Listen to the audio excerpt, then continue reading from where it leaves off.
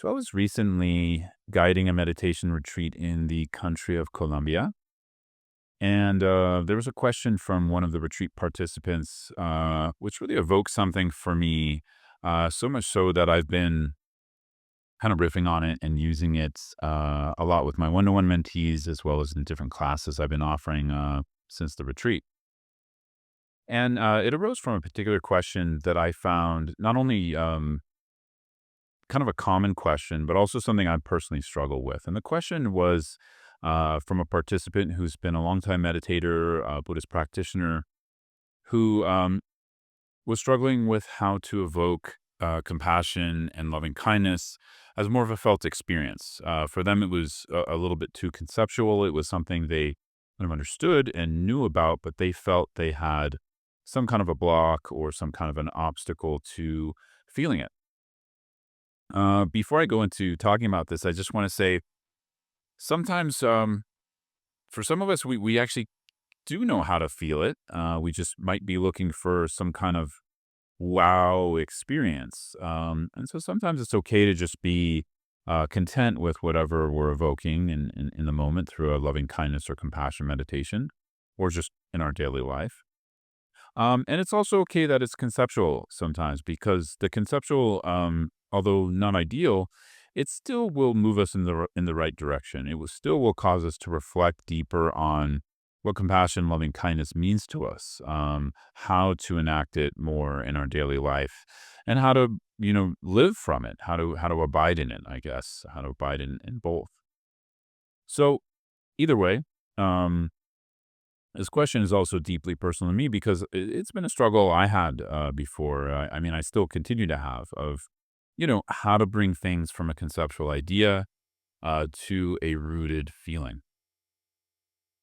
Although compassion, loving kindness are terms that we share with other religions outside of Buddhism and other spiritual traditions, they're also just Western terms.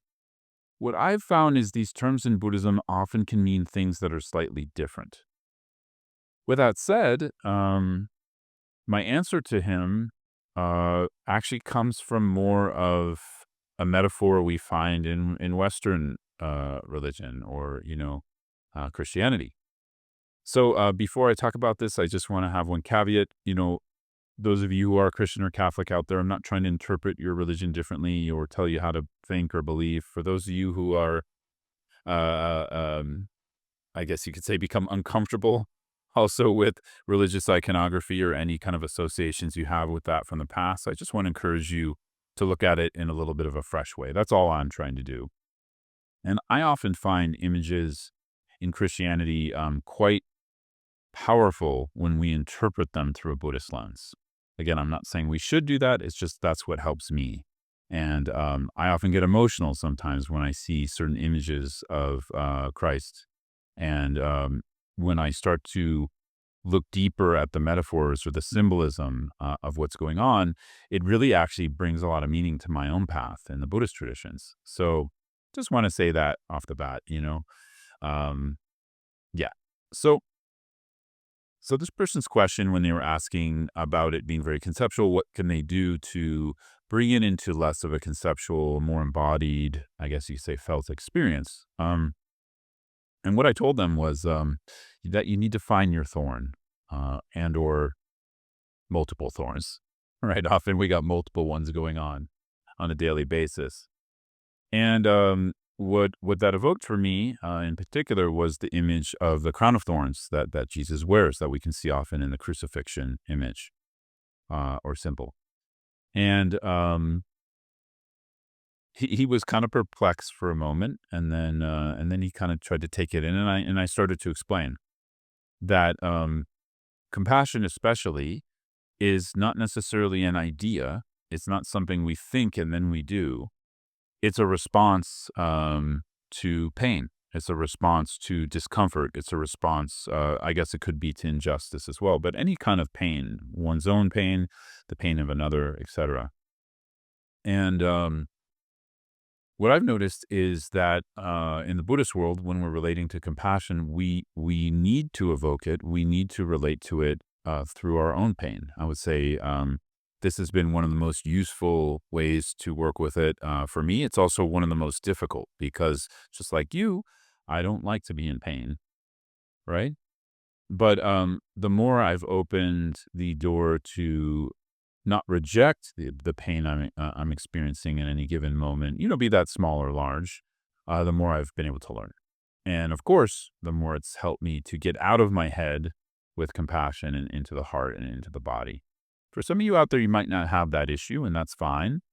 But we also have to look deeper at what compassion means because we can also idealize it when, as I said, I see it more as a way to respond to the pain of ourselves and others. And so, in order to respond, we need to be in touch with it.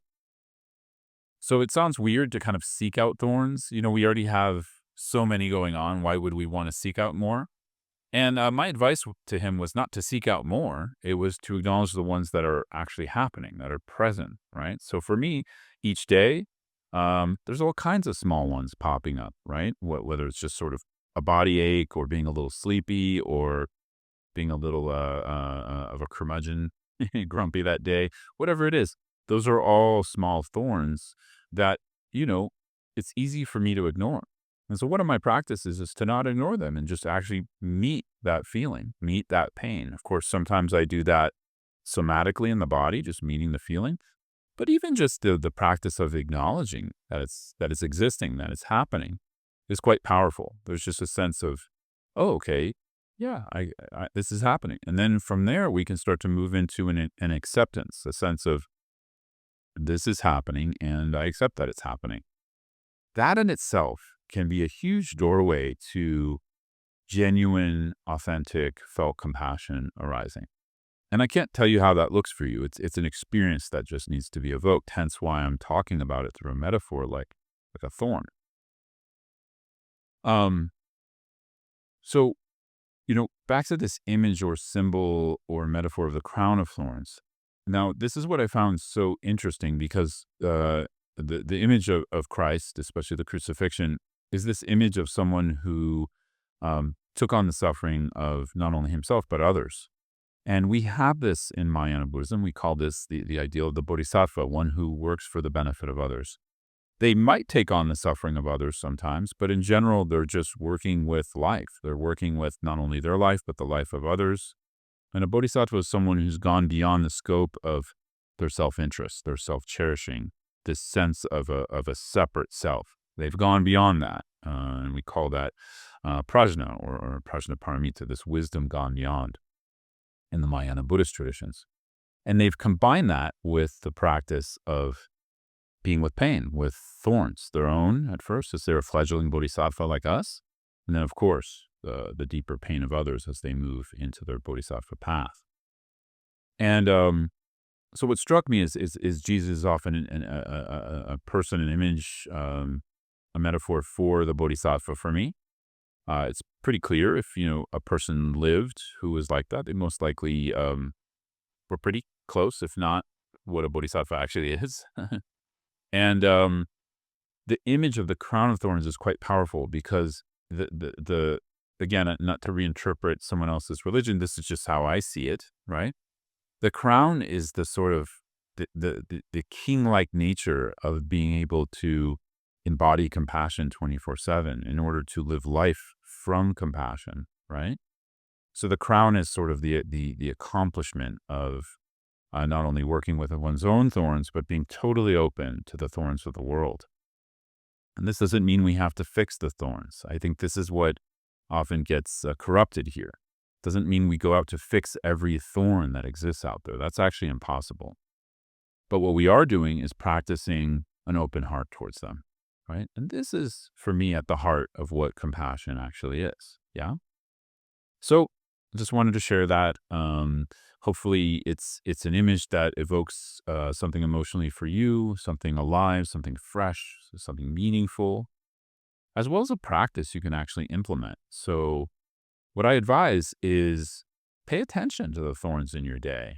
I mean, they don't have to necessarily be like the biggest pain point going on in the world right now. They could really just be about what's going on in your world, going on in your body and your mind.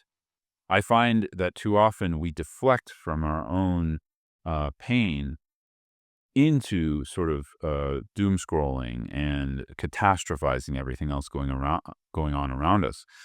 This doesn't mean we need to be concerned with others. We need to be concerned with world events and what's going on, but they shouldn't replace a relationship to the thorns in our daily life, because this is how we actually grow compassion, and this is how we will be able to benefit those issues going on around us in our neighborhoods, in our states, in our countries, in our world.